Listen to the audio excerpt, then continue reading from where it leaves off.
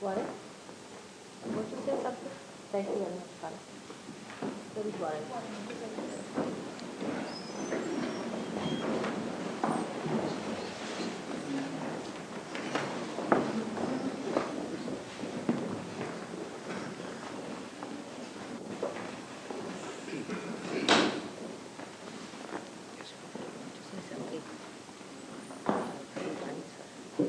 Bala has already given a nice introduction. They need not. He doesn't really. He's given a very nice introduction. I'll give it a couple of minutes and work it out. Have it spreading throughout the world. Something like that. He hasn't really. No, just general. He has, yes.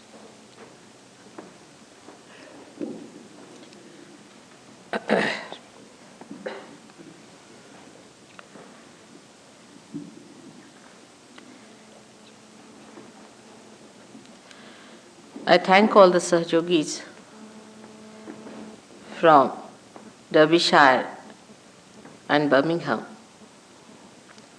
for giving me this opportunity to talk to the seekers of this place.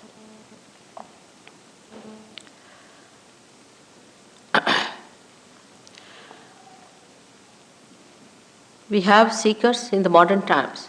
It's something very unique. We never had seekers before, at least not so many. There used to be people who would seek money, as there are many who are seeking these days, who would seek countries after countries, the power. There were many who were seeking these few pearls of bliss of God, very few. The reason was the awareness, the collective awareness of human beings did not think themselves perhaps capable or perhaps needing some seeking. But today, it's such a beautiful combination that there are seekers of very high quality born on this earth. Those who are seeking are in masses. They are not one or two here and there, sitting on top of a mountain cave or something and trying to meditate. But there are so many who are seeking, who feel dissatisfied with themselves, with whatever they have. They think there must be something beyond. Those who feel that they have not yet found their meaning, those who feel they have to find the purpose of their life, those who feel that there has to be something higher than what they are into. All such people are seekers not of today, but of thousands of years.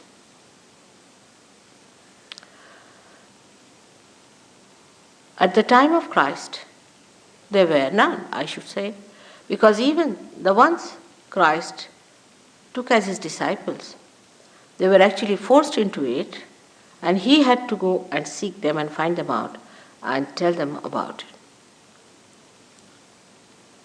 So we have to say that these are very important times in the history of creation where there are so many seekers. But the problem with the seekers today is this, that they don't know what they are seeking. They have no idea as to what to seek, how to seek, what to expect. It's an unknown area they are entering into. It's very unknown to them.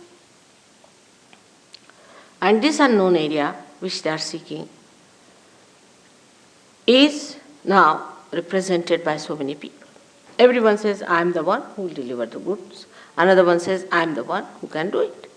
Naturally, confusion is created. As it is, modern times are the times of confusion, great confusion. And when such a confusion comes in, then only we find out a great solution also, a permanent solution to solve the problem once for all. There has been never such confusion in the minds of human beings as it is today, as to the right or wrong. Never so much. Whatever was said, this was not good, they would do, knowingly that they are doing wrong. If they were good people, they would say, all right, this is good, we'll do the good.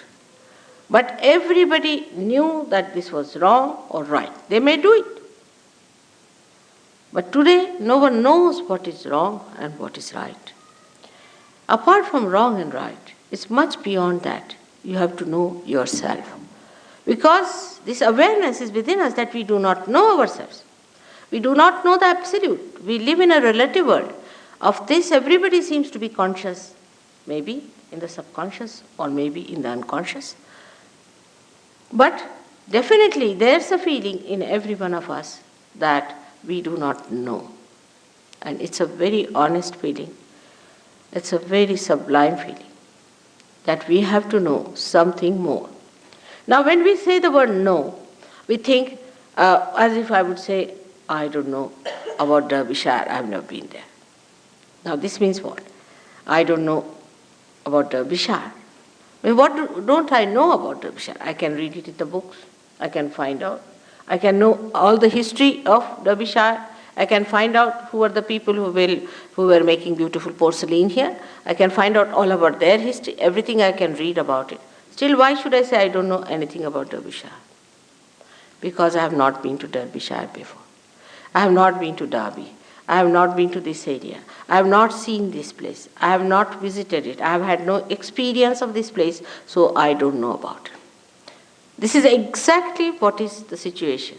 The situation is that we do not know about the divine. We have read about it. We have heard about it. So many people have written about it. Once they know there's an inquiry about it, they come out with books. Books after books, thousands of books they have written. How many of them are true and how many of them are untrue? It is impossible to find out because we do not actually know. Supposing somebody says that Duke of Bedford was born in Derbyshire. All right, how will I know? I would not know till I meet somebody who is really belonging to that place, who knows about it. In the same way, the knowledge that we have also about divine is very confusing. But this is not knowledge. This is never the knowledge. The idea of knowledge comes to us as if it is a kind of an answer to our inquiries which is rational, which we can understand intelligently through our intelligence. But now this area is beyond intelligence, beyond rationality. Beyond all that is limited is the unlimited area.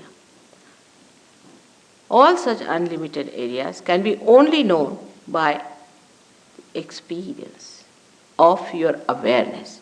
Now this one should understand is a very delicate thing, how to know something, an experience of our awareness. Not an experience you suddenly see a light, so it's an experience. I mean, you can always see a light. It's so great.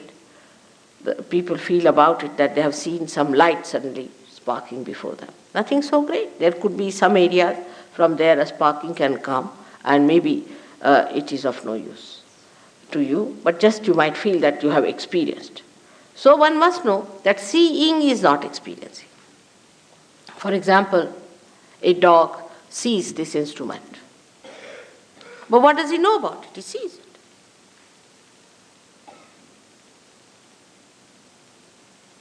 Awareness, the human awareness, has so many great things about itself compared to the animal awareness. For example, we can say the awareness of beauty, animals don't have. Awareness of cleanliness, animals don't have. Human beings have these built within themselves. They can feel it. They can feel it on their central nervous system. So whatever is your awareness is to be felt on your central nervous system. It's not just an imaginary thing or a intellectual discussion. Ah, yes, I know, I know. Not that. The knowledge should come to you through your feelings. Like, I can feel this is hot or cold. But a stone will not feel anything. In the same way, the feeling has to come through your central nervous system. That means your awareness itself has to be charged.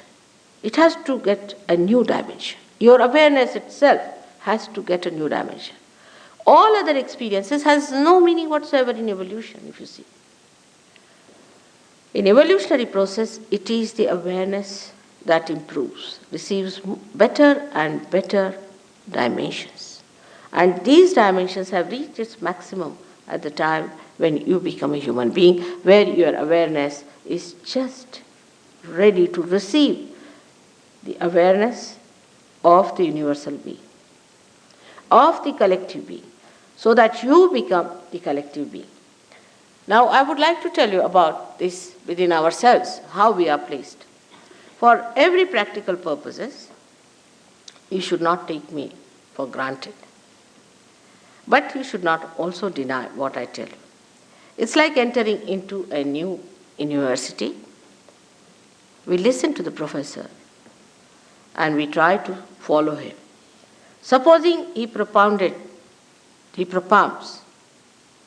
a hypothesis before you, then you just start judging it. Work it out. If it is true, then you call it a law.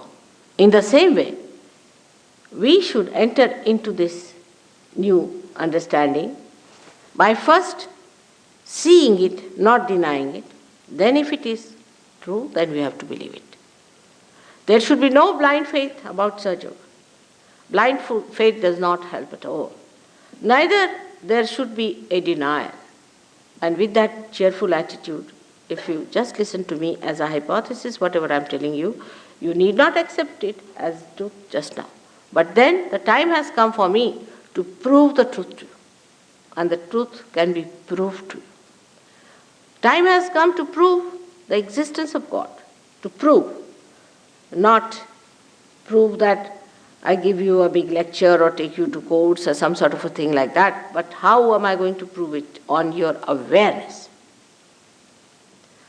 It is going to be absolute experience of your awareness that you are going to feel God Almighty. Time has come to prove the scriptures, all the scriptures.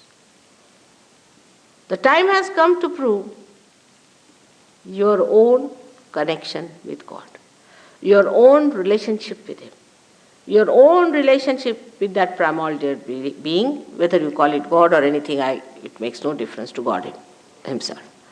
Whether you call Him by any name, there is God.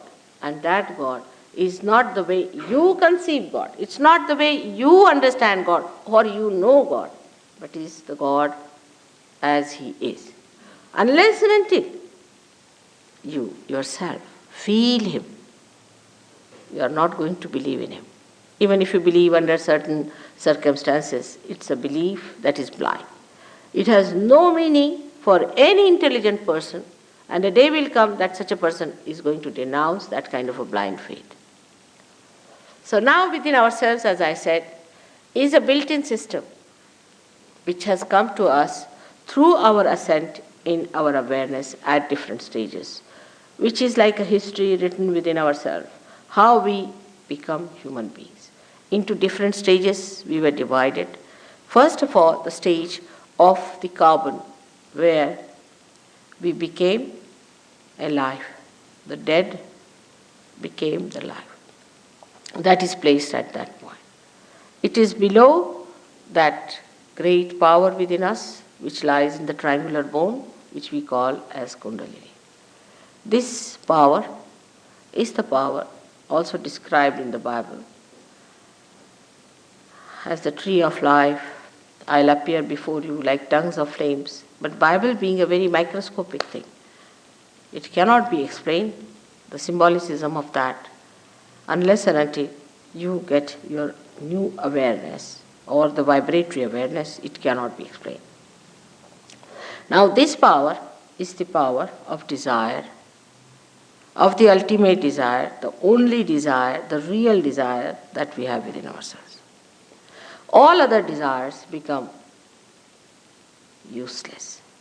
See, in the affluent countries now, people have achieved affluence, they are rich, well-to-do, but they are not happy. People who are extremely affluent, like in Sweden and in Switzerland, they are competing among themselves. How many youths are going to commit suicide? Recently I learned that Swiss people are better off. Many more Swiss people are committing suicide than the people who were young people in Sweden. This is the state where we should realize that affluence, if it was our desire, is not the real desire. Because when we got the affluence, we should have been very happy and joyous people, but we are not. And the basics of economics is that wants in particular may be satiable, but in general they are never satiable, means matter cannot satisfy your wants. So what is the want? What is the seeking one has is hidden in this power, and that is the seeking to become one with God, the yoga, the union with God, what we call the baptism. In the Quran, it's called as the Peer. You have to become the Peer, the twice born. It is described in various languages, but the same thing that they have described is the same in every scripture. If you try to follow what it means, you'll be amazed that they all said the same things. Now somebody might say there might be some other methods, mother. It can be something else that can work it out. There's no other method, because this has been worked out for thousands and thousands of years within yourself since you became carbon, and is all arranged within you by nature. Like somebody can say that a seed has to sprout by some other method. There is no other method for a seed. The seed has got a primule, and the primule has to be awakened, is the only way it works out. In the same way, it is going to work out in all of you. This power is to be shaken within you. It is to be awakened within you. If it is awakened within you, it rises. But what is this power? This power is to become one with the Spirit. So this power knows that it has to become one with the divine. Now, we have so many other desires, so we should say, how is it related to that? It's like this, that we have to say, come to Derbyshire and meet you all people. Now we come all the way, we come up to Guildhall, come up here, and don't meet you. Then all my coming, all my traveling is useless because I have not met you. It has no meaning whatsoever. In the same way, all other desires are just to accomplish this desire, the ultimate desire, the desire to become one with the divine. Lots of things can be said about Kundalini. I must have spoken hundreds of times about Kundalini. And to know more about it, you will have to get to Saj Yoga and know more about it. But just now, I have told you in brief what is this Kundalini and how it is placed there. Now, above that is the second, actually the second one we treat as the third one, it looks here, is the power of, I was saying up here, this is the center of our seeking. This center is called as the Nabhi chakra, which gives us our seeking. When we are in the state of animal, then we seek food. through our stomach. And you'll be amazed then when we become human beings, also we seek our money through our stomach. We may get little diverted here and there. But ultimately we even seek our God through our stomach. Surrounding this stomach is the area where one has to cross. And this area is actually the area of the masters. All the primordial masters were born in this area, like Moses, Socrates. There are main basic 10 primordial beings who came on this earth, who came to give us an idea as to our seeking, what we have to do. Basically, they came here to teach us how to balance ourselves. How to balance so we can ascend. Now, all these great prophets or primordial beings, we should say they were the ones who were the masters, they came to inform us that if you cross too much onto the left side or too much on the right side, then you will be falling in your sustenance, in your quality as a human being. As a human being, you have to have a sustenance. And this is the center that gradually unfolds the sustenance from animal to higher animals and to human stage, where a person starts realizing that these sustenances exist within us. That's how all our laws have come. The 10 commandments of the Bible are the 10 sustenances that are within us. These are the 10 gurus who came on this earth to save human beings from getting out of the middle path, going more to the left and more to the right. Now the left side, as you see here, is the side which is the emotional side within us, is also the power of desire, is the emotional side which gives us our subconscious, and beyond that is our collective subconscious. On the right hand side, we have another power of action, that our desire we try to put in the action, and this power of action gives us our future and sustains our physical and mental activities. As a result of that, we develop an institution in our head called ego. Everyone has it. There's nothing to be frightened of. When we do something, we feel we have done it. And that is a myth, but still, we carry on with the myth because we have not yet seen the reality.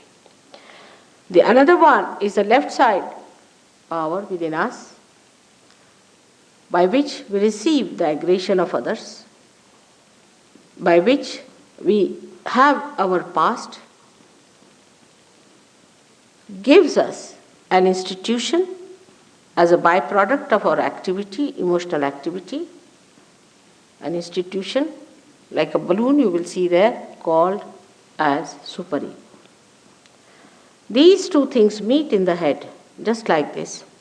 As you grow and a calcification takes place on top of your head near the fontanelle bone area, and this soft area which is pulsating in childhood becomes completely covered.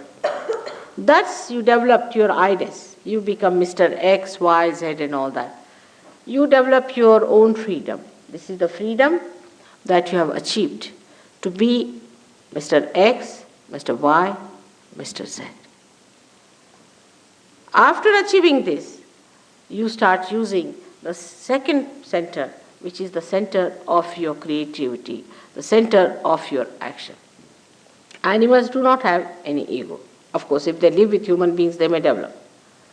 But otherwise, they have no ego at all. And if you do something wrong, you feel hurt, you feel guilty. Animals never feel guilty. Because it is in their nature to kill another animal, it is in their nature to eat, so they never feel guilty. It's only human beings who say, oh, I should not have said this, I should have not done this. This is only human quality that we feel guilty. It is only human quality that we aggress others. So the second center comes into play, by which you think. And you think about the future, you plan. Your physical, I think it's too much now. Can you stop it? Can't just better stop the light, it's too much. I've been having this all through, it's too much. And you think, for that thinking you require energy. And this energy you get from the cells of fats that are in the stomach, which are converted for the use of brain. And when this conversion takes place, this poor center has to work very hard. When you think, this center goes into action.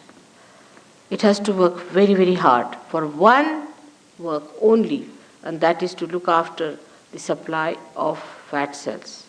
There's too many lights there. Can you put off these lights? Just on. Can you please put off the strong overhead lights? No, these three and four. These three just here. Just these three here. Or this series here. Thank you. Still these are very nice. These three, if they can put off, will be better. No, these three. These three are too much. They're so neat at all, there's three. What is that? I can see me otherwise. Can you not see me? It's like, you feel like shooting. So this center, that is what we call the Svadhisthana center, is a center that gives you your future, energy, to think of your future, your planning, which gives you energy to bring forth the manifestation of the physical labor or physical exercise or physical work. This poor center has to work for one work, to convert the fat for the use of the brain. Now, if one center which has to do many other things starts doing only one work, all other things are neglected.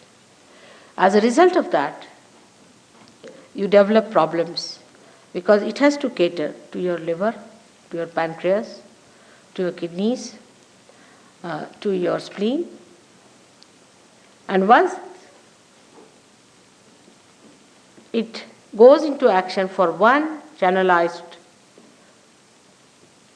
work, it gets programmed for it.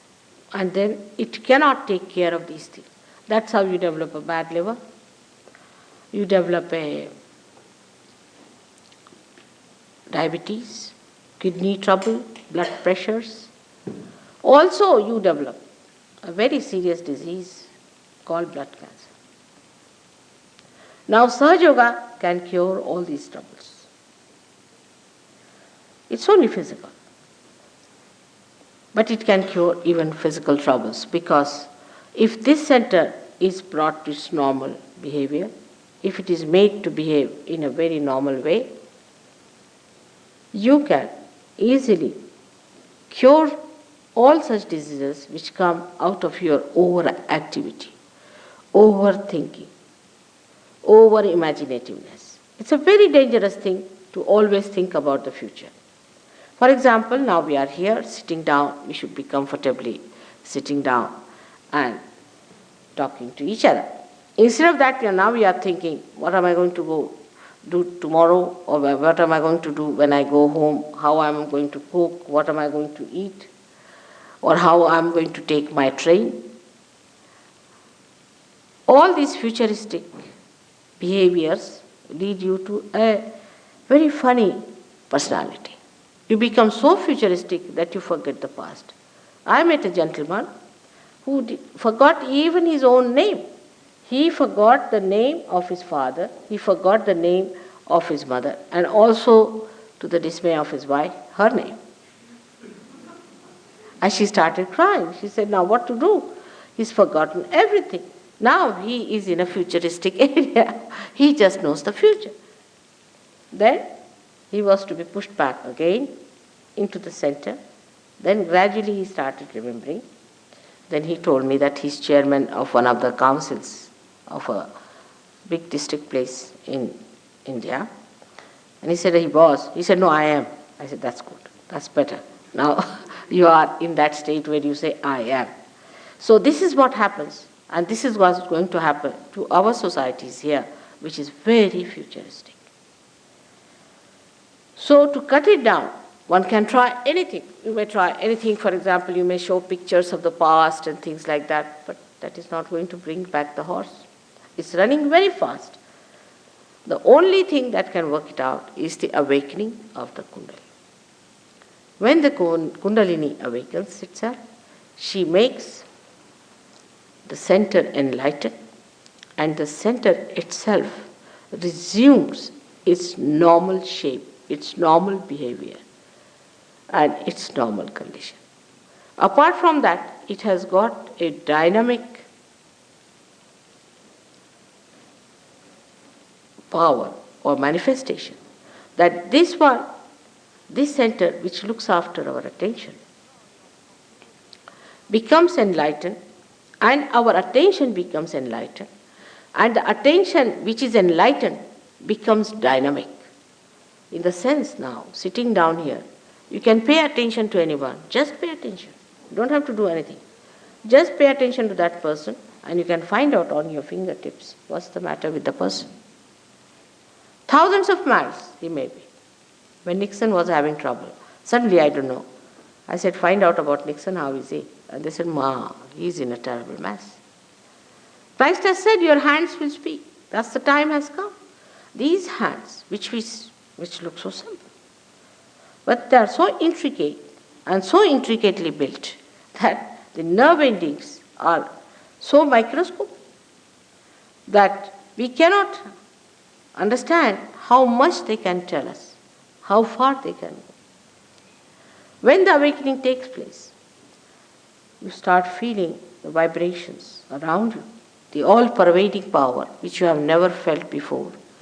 Through these fingertips which we neglect, we misuse them, we use them for wrong things.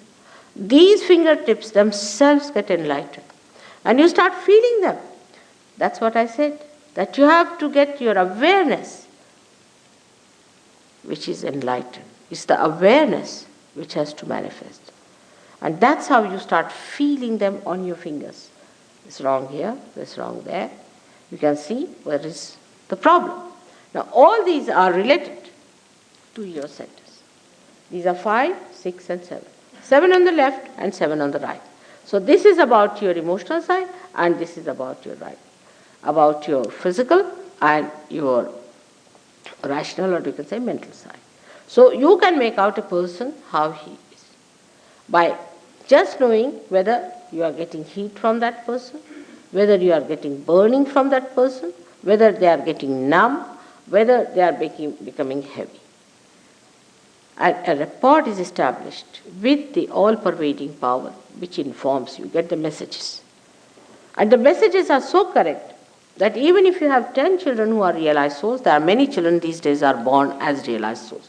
We don't understand children these days, but these days they are great children, and they are born today because the time has come. This is the time of judgment time. This is the time of resurrection. This is the time about which people have described in all the scriptures. So great people are taking birth. And these children, if you tie them up and their eyes and ask them about a person who is sitting facing them, what's the problem with this person? They will all raise the same finger. All of them will raise the same finger, even if their eyes are tied. Even if their backs are towards the person, they can just push back their hands and say. They are so good, children are so good. You see, when they put their fingers in the mouth, we sometimes think, I don't know, Freud, who might call a very half-baked person, he didn't know much about God and life and nothing at all. He was very little bit he knew. He says that this has something to God, sex. He was nothing but a sex point, and he wants everybody to be a sex point, not a human being. So this fellow, whatever he may say, but the truth is that it is nothing to do with sex. It is that they feel the heat on their fingers. They actually feel it.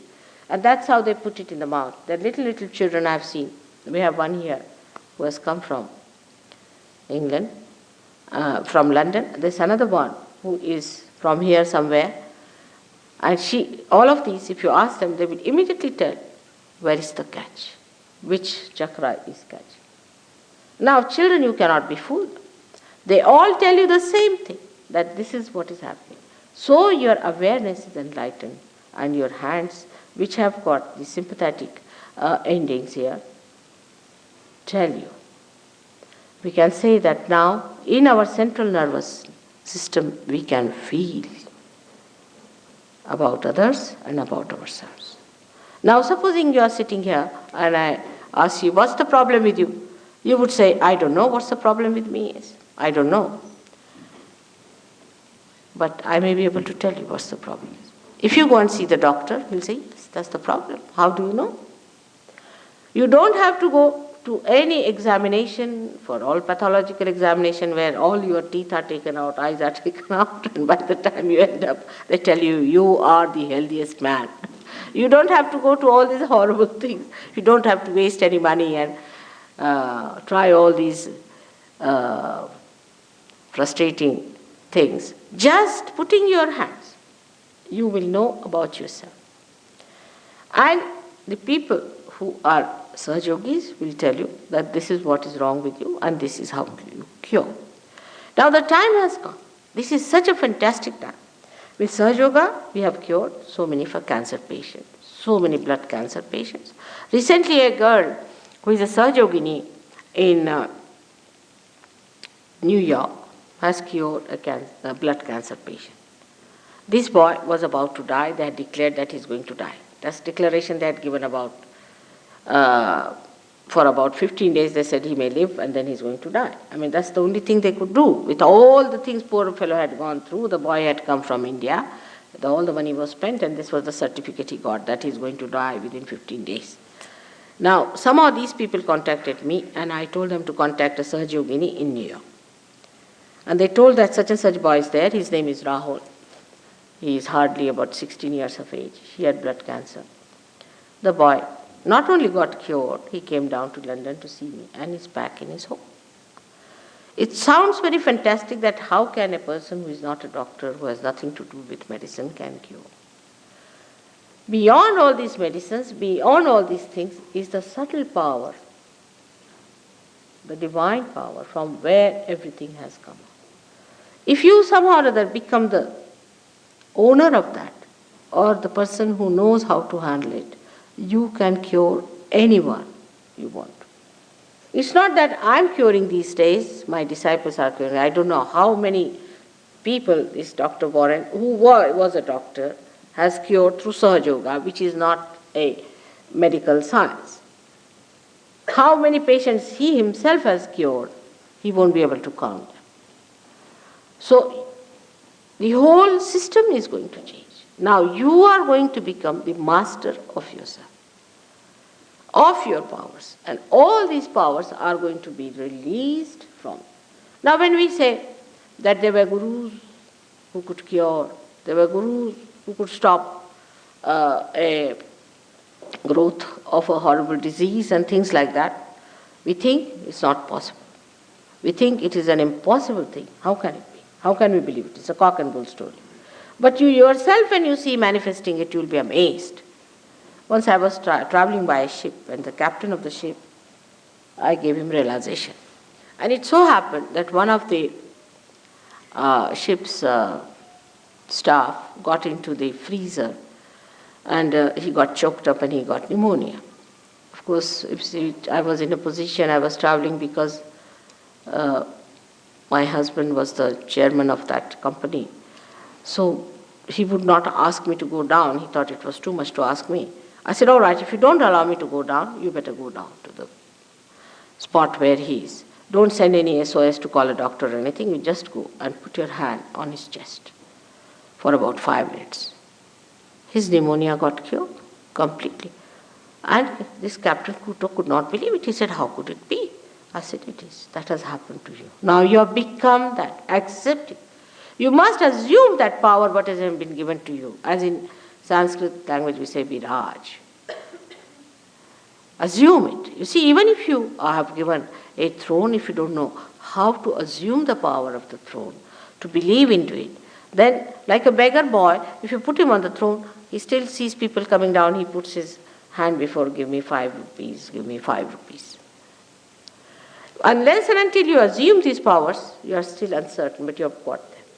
And this is the point which is very difficult with the Western mind, especially because they cannot believe that they can have these powers. They just can't believe it. You tell them, but they said, how can that be? But it is so. Now, for example, this instrument, if you take it to a village and tell them that this will carry your voices around, or if you take a television set and tell them that you can see all kinds of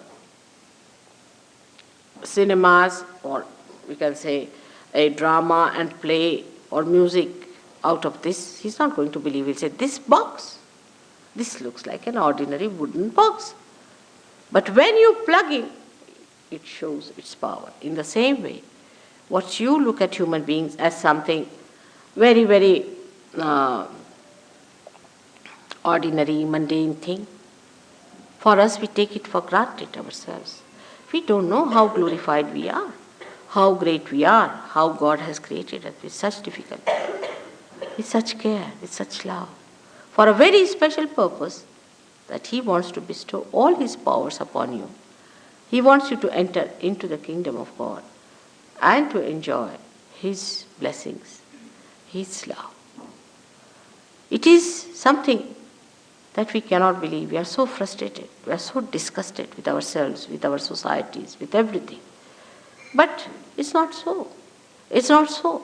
It just has to happen.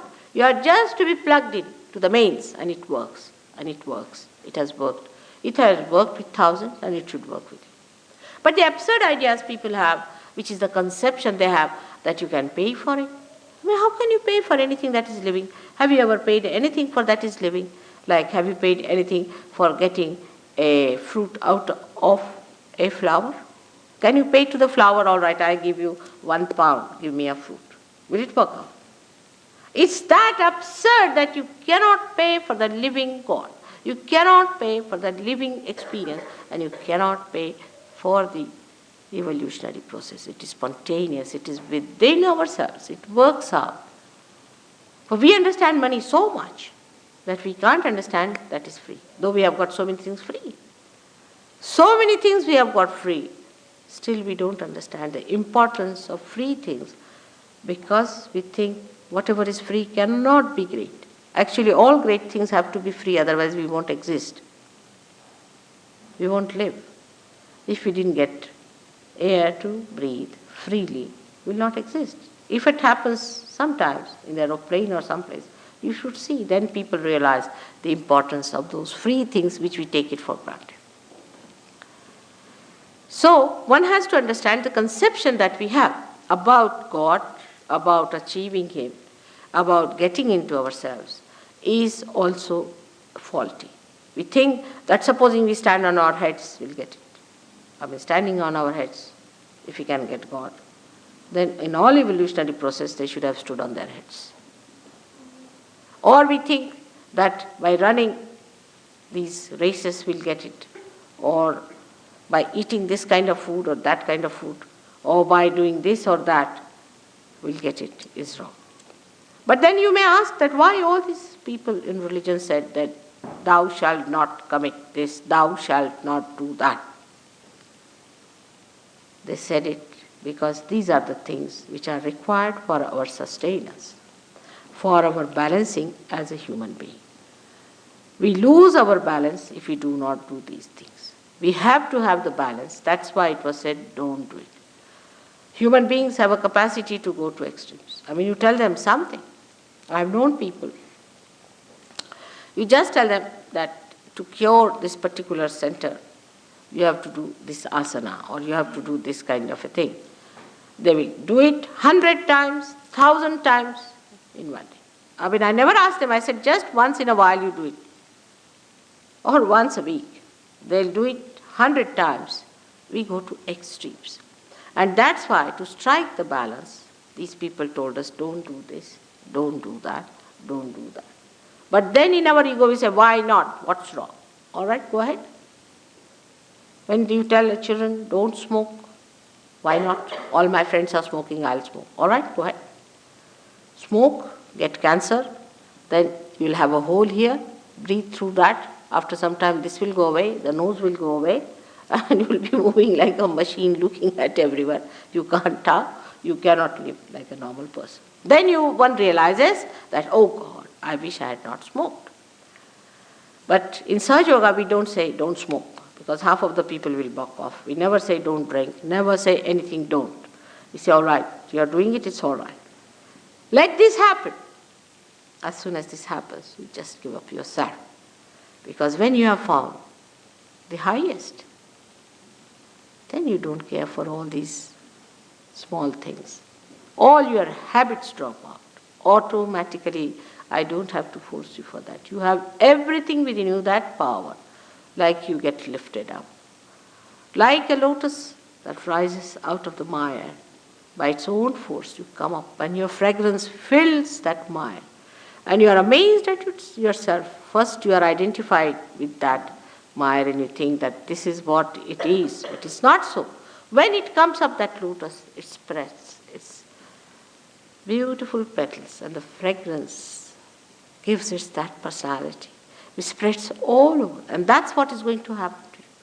All of you are going to be that lotus, which looks hidden, which is absolutely invisible within you, which is going to open out, and the fragrance of your divinity is going to spread. Now, today I cannot cover all the centers, because if I start covering all the centers, it will be a very lengthy thing. I have covered 3 centers, as you have seen, the Muladhara chakra, the Swadhisthana, and the Nabhi chakra. And others I'll cover later on, tomorrow. But I must talk about the spirit, about which we are talking for ages now, that we have to become the spirit. Now, English language, as you know, spirit can be anything.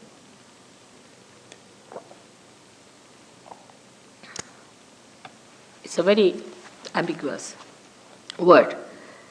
Even to alcohols we call it spirits, even to the dead souls we call them spirits, and even to the spirit, that is BR, the pure being, which is called as Atma in Sanskrit language, we call the word spirit. Here I am talking about that spirit, which is the pure being within you, which is a detached being within you, which is the witness within you, which sees you all the time, which watches you, which resides within you as joy and happiness in the heart.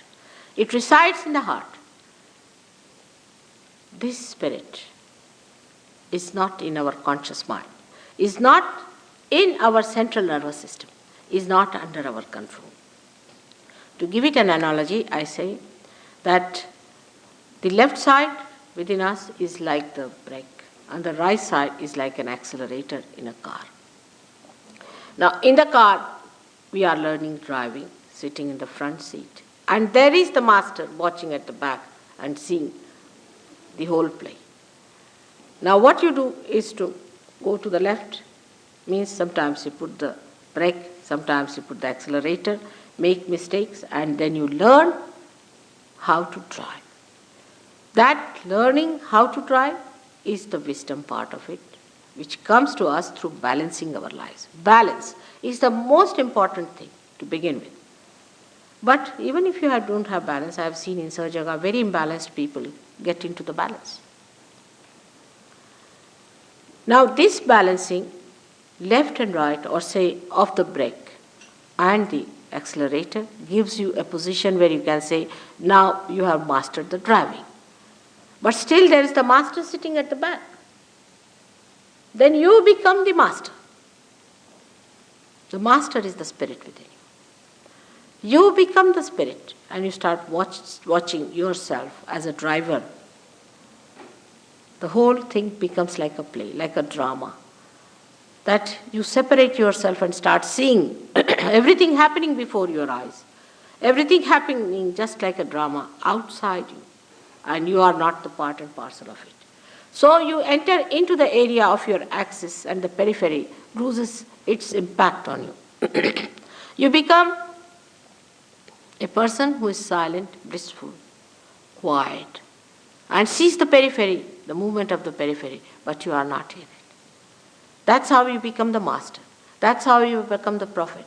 But Sahaja Yoga today has a power to make the prophets out of the men of God, and these prophets will have power to make others prophets. So says William Blake, the great poet of this country. And that's exactly what Sahaja Yoga is. He predicted it 100 years back, and today if you come to Sahaja Yoga, you will be amazed what you are. Whatever he has predicted about England being the Jerusalem of tomorrow, that tomorrow is today. This country of yours, England, which is so far, I don't know if people understand or aware of what this country is, which is the heart of the universe, which is the most important part of the universe, has to become the Jerusalem. For that, the Englishmen have to come out of their inertia to see what are their potentials, to rise up to that point, and that's going to work out. It's working very well in London. Of course, we can't have too many people because plastics can be produced in the machines in thousands. But if you have to have something living, it takes time.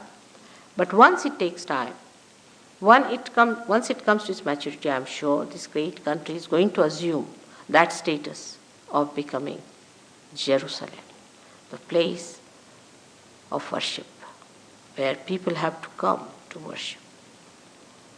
It's very surprising. Things are happening with Sahaja Yoga. The flower daisy, which never had any fragrance, if you go and see now, is having fragrance. Most of the English flowers had no fragrance. They were known by that.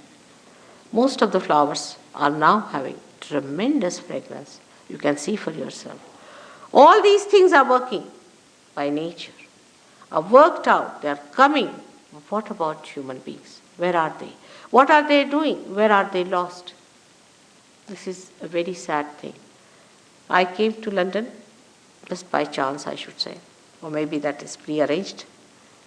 My husband got elected to this job, and he had to come. And this agency of the UN is only placed here. It's in England. It's nowhere else. You have only one agency of the UN.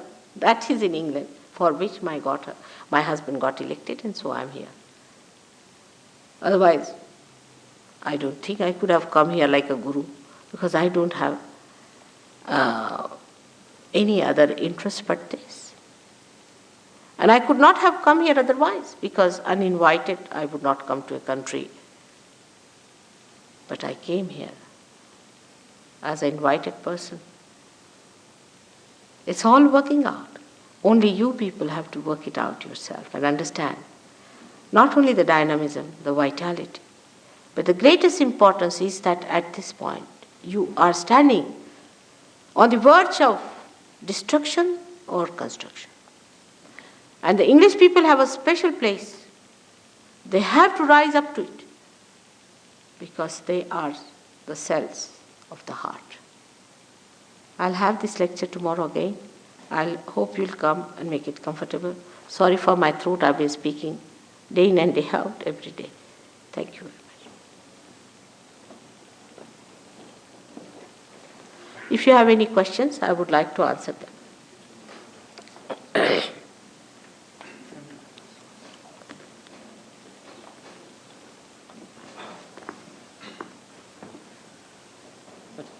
If you wanted to use that, it's available for you. Well, thank you. What am I using? Is it not? This is not, is it not? Yes, it is. But this is additional, is it? Thank you.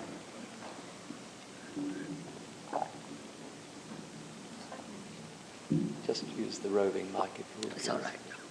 It's too much. Can I have answers, questions from you, and then I'll answer.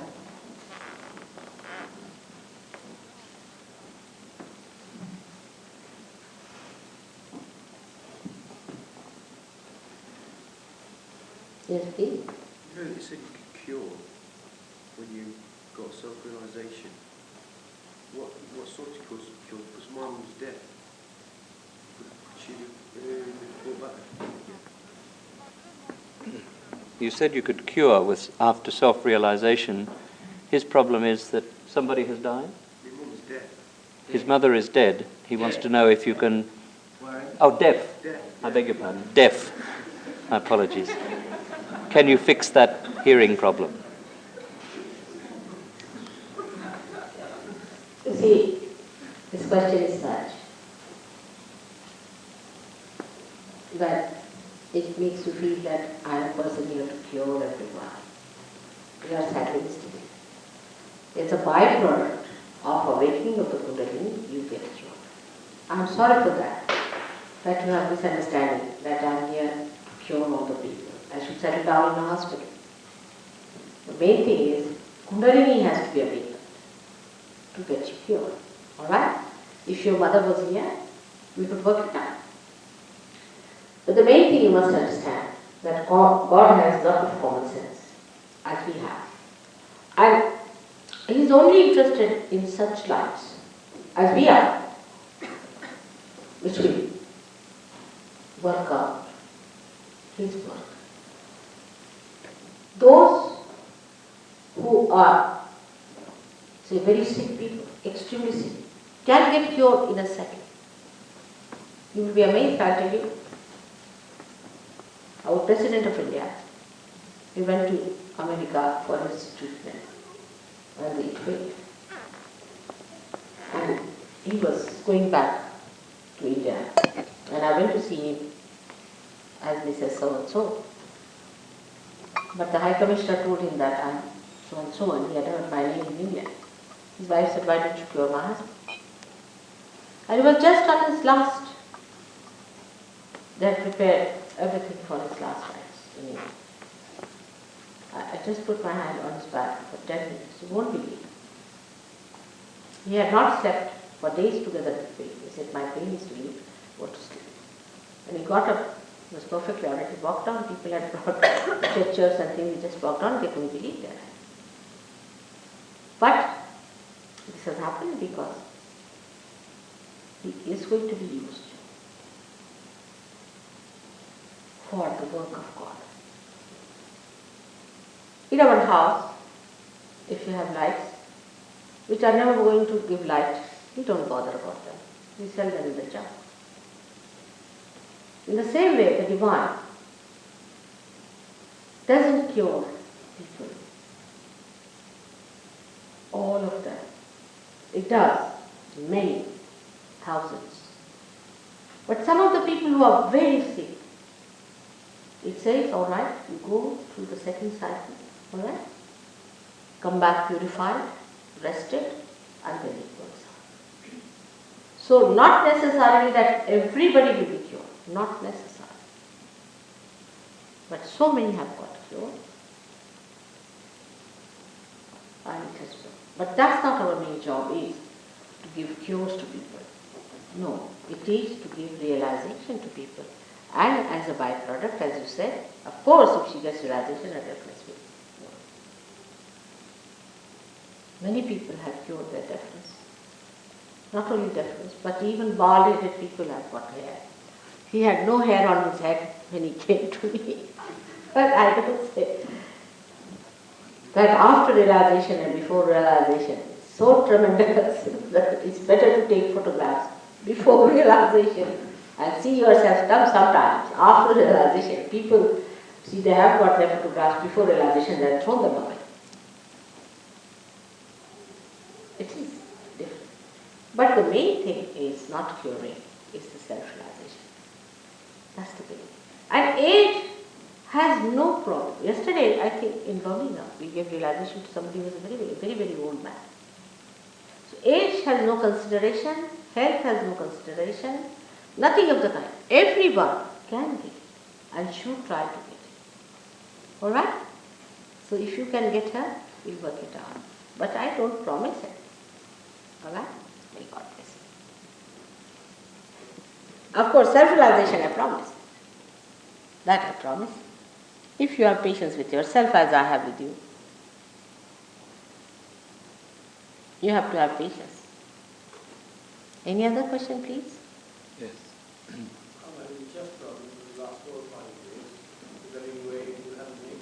What is the problem? I've been having chest problems.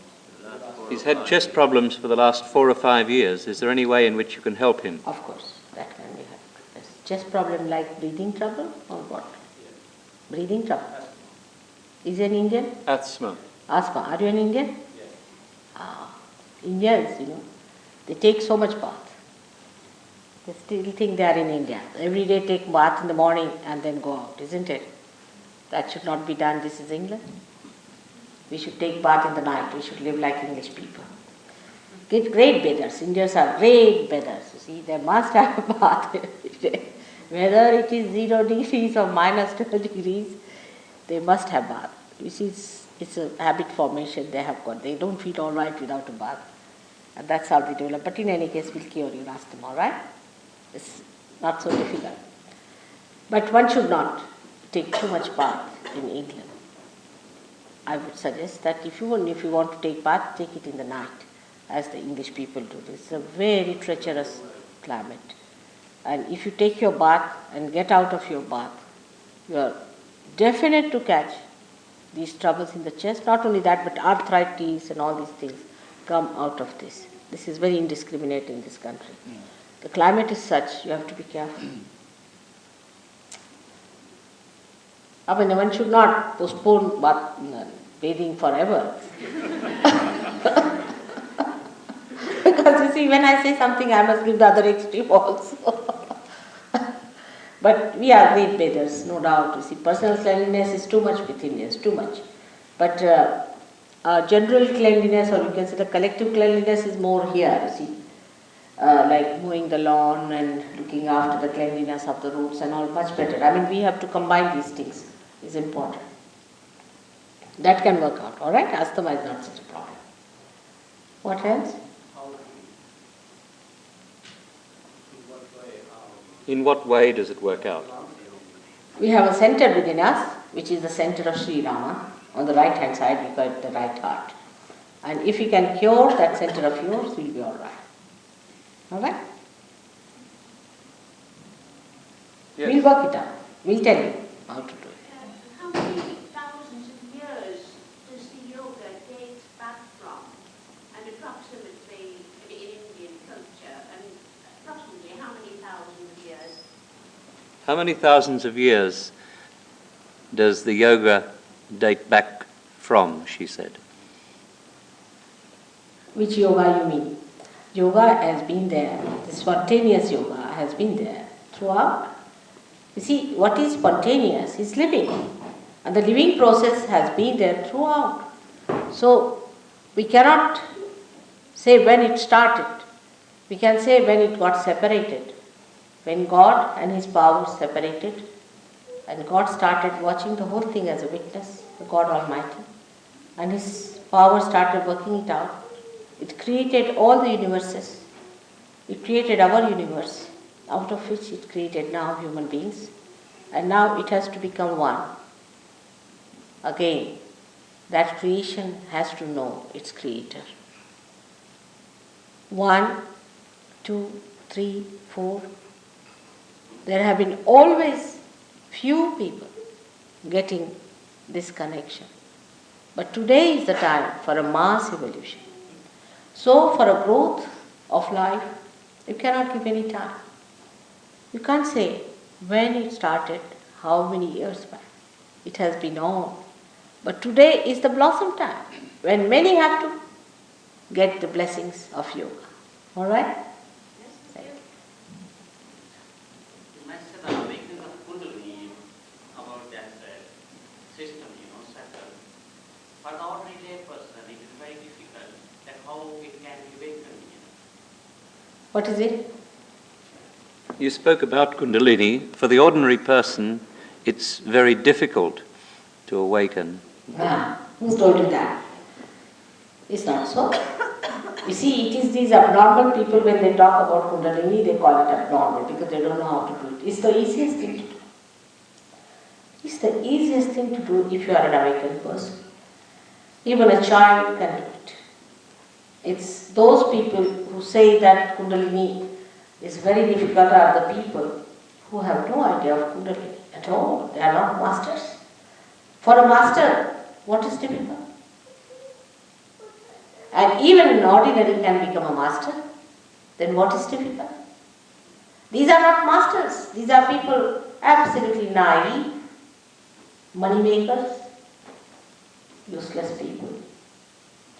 They write books without knowing anything about Kundalini. They are the misguiding people. It's the easiest thing to do. Just under your hand it will move, you will see it moving up, and you will see it pulsating on the head. It's not at all difficult. I told you it's the most vital thing that has to happen. And all that is vital has to be free and easy, sahaja.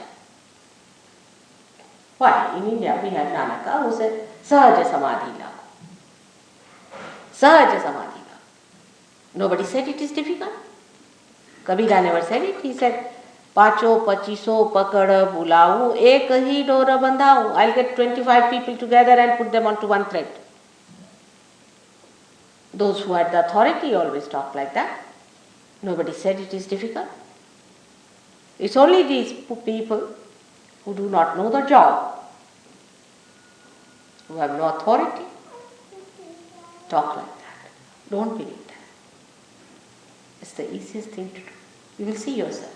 But supposing it is easiest, then why should we deny? Supposing I have got the diamond for free, won't you see it? Won't you have it? Or are we going to feel, oh, it's very difficult, how can I do it? When I am saying it is easy, you don't have to pay for it. Alright?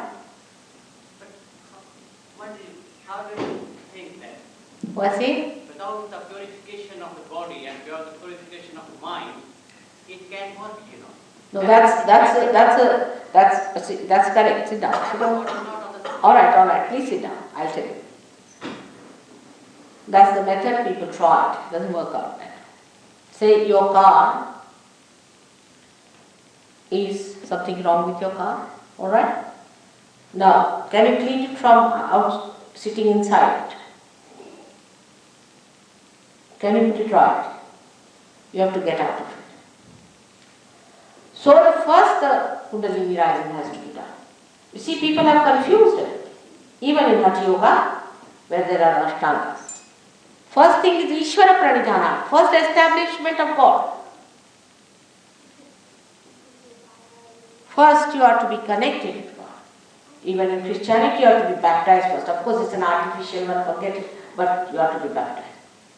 Even as a Hindu you have to be Christian in a way, what we call a Yajnopavita is done at the age of 8 years. That's what realization is.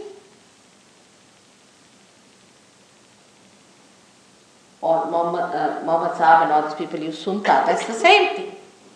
So the first thing is to get your realization. It doesn't mean that you become a master. But awakening of the Kundalini, and then with the growth of the Kundalini, you become a master. This was the real process, but they have put it upside down. How can you cleanse yourself? Unless and until you get out of it. Supposing my sari is spoiled, I have to take out my sari and clean it, isn't it? And that's why it is difficult. That is it. It's a confusion they have created. And don't believe in all these stories. If you try to suppress your ego, it will sit on your head. Never it will run out. If you try to suppress your superego, it will never help. But here automatically it happens, and how it happens I'll tell you tomorrow. By awakening these deities within yourself, these things are sucked in. Kundalini awakens, and last of all, if you want me to confess, there's something special about me that I can do it.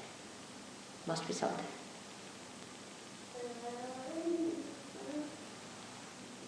If you don't crucify me, I'll say that much, not more. You better find out. Otherwise, first thing you will do is to crucify me. I don't want it anymore.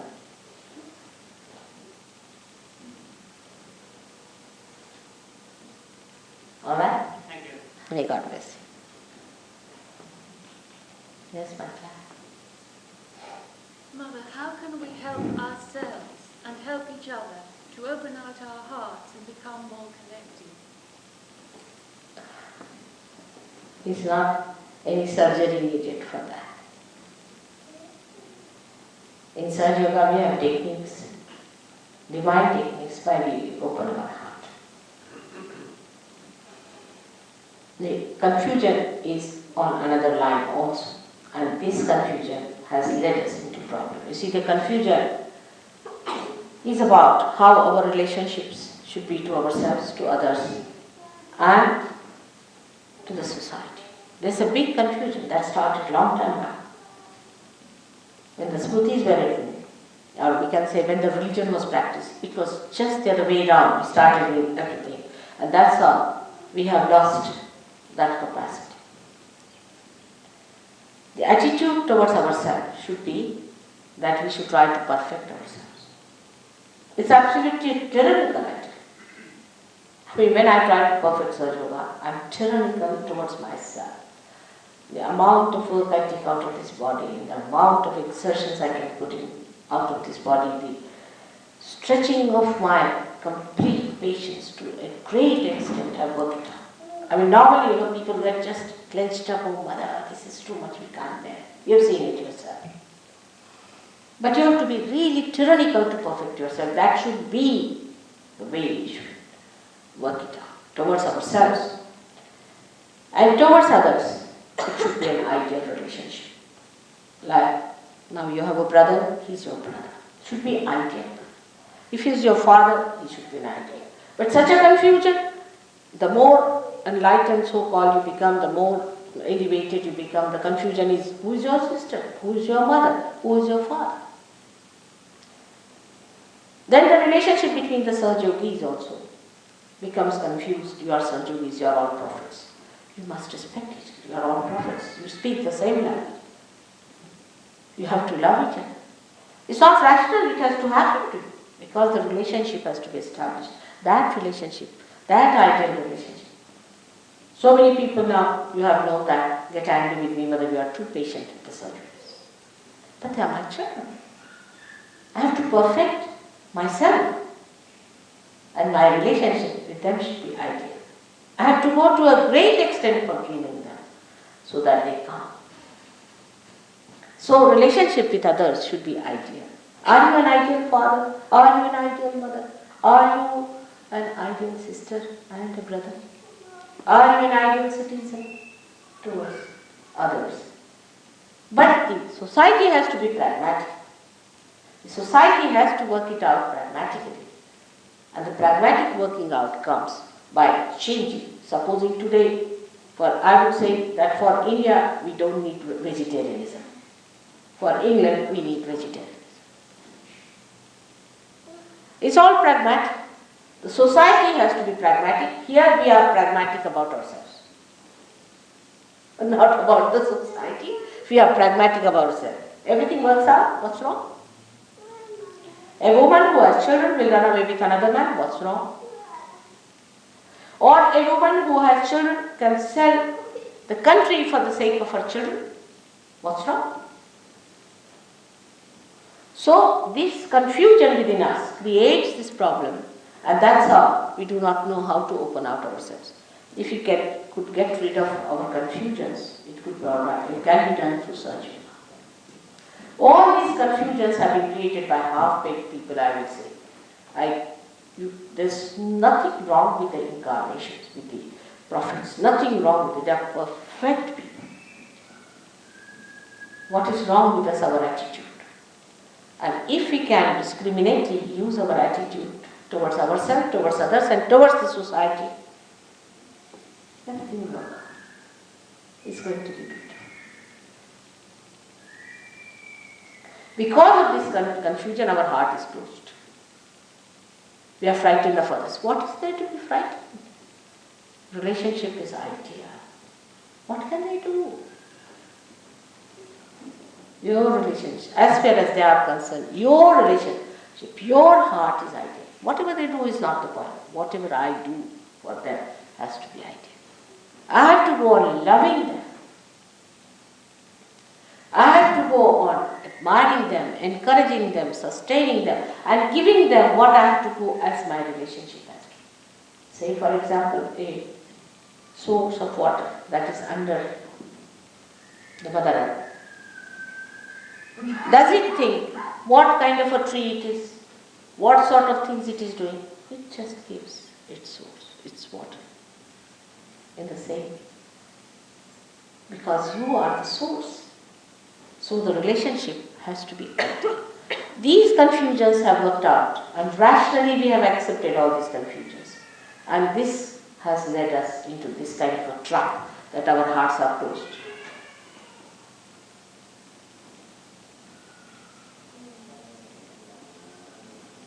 All right?